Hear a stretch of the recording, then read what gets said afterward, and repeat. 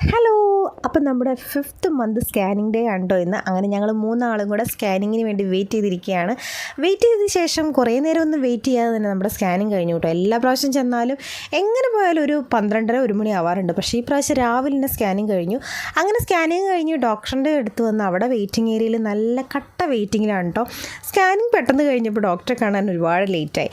അങ്ങനെ ഞങ്ങളിത് രണ്ടാളും കൂടെ നോക്കിയിരുന്ന് അങ്ങനെ ഡോക്ടറെയൊക്കെ കണ്ടു കഴിഞ്ഞപ്പോൾ കുറച്ച് മെഡിസിൻസ് എഴുതിയിട്ടുണ്ടായിരുന്നു. അങ്ങനെ ദേച്ചാൻ പോയി ഓടിപ്പോയി മെഡിസിൻ മേടിച്ചുകൊണ്ട് നേരെ ഞങ്ങൾ പോയത് പാല കുശ്നിയിലേക്കാണ് കേട്ടോ. ബിരിയാണി കഴിക്കാൻ നിർത്ത് പോയതാണ്. പന്നലമ്പ് ഫുഡ് എന്ന് പറഞ്ഞാൽ പന്നലമ്പ് ഫുഡാണ് കേട്ടോ ഇപ്പോൾ കുശ്നി കിട്ടുന്നത്. ആ വഴിക്ക് പോകുന്നവർ ആ വഴിക്കേ കയറിയേക്കരുത്. അങ്ങനെ തിരിച്ച് വീട്ടിലെത്തിയപ്പോഴാണ് നമ്മുടെ ഫ്ലിപ്കാർട്ടിൻ്റെ ഒരു പാഴ്സൽ വന്നിരിപ്പുണ്ടായിരുന്നത്. കല്ലൂസ് നല്ല ഉറക്കമായിരുന്നു. ഉറക്കത്തിൽ നിന്ന് ഏറ്റു കഴിഞ്ഞപ്പോൾ ഞാൻ ഇതാണ് കാണിച്ചു കൊടുത്തത് കേട്ടോ. കല്ലൂസിൻ്റെ ഡ്രസ്സാണ് വന്നിരിക്കുന്നത്. അതുകൊണ്ട് തന്നെ നമുക്ക് വാ പൊട്ടിക്കാമെന്ന് പറഞ്ഞപ്പോൾ തന്നെ ആൾ ഹാപ്പിയായി ചാടി എഴുന്നേറ്റ്. അങ്ങനെ ഞങ്ങൾ രണ്ടാളും കൂടെ ആ പാഴ്സലൊന്ന് പൊട്ടിക്കുമായിരുന്നു കേട്ടോ. ഭയങ്കര എക്സൈറ്റ്മെൻറ്റിലാണ് കല്ലൂസ് ഇരിക്കുന്നത്. കല്ലൂസിൻ്റെ ഡ്രസ്സാണല്ലോ വന്നിട്ടുള്ളത്.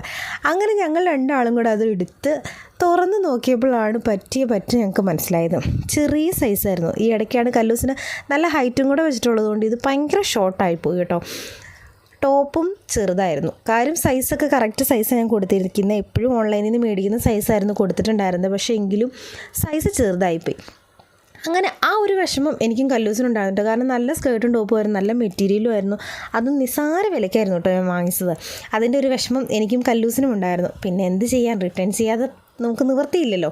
അങ്ങനെ ഞങ്ങൾ രണ്ടുപേരും ആ ഒരു വിഷമത്തിലിരിക്കുകയായിരുന്നു. അപ്പോൾ ഇത്രയൊക്കെയുള്ള വിശേഷങ്ങൾ അടുത്ത വീഡിയോ കാണാം. Tata bye bye, see U.